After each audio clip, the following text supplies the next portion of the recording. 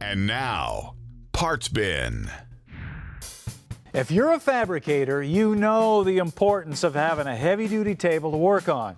With all the pounding and shaping and grinding and welding that you need to do, a light-duty table's not gonna last. And the guys at Inventive Products know that, so they came out with this powered welding table to make your life easier. Take a look. The tabletop features a 3/8 inch thick steel plate that has a 6-inch grid pattern of fixture holes so you can easily clamp your work in place. It also has removable catch trays for slag and a ton of accessories like pivoting clamp hanger and portable fixture rack and lower storage trays. You also have holders for MIG and TIG torches, as well as air tools, hammers, or whatever.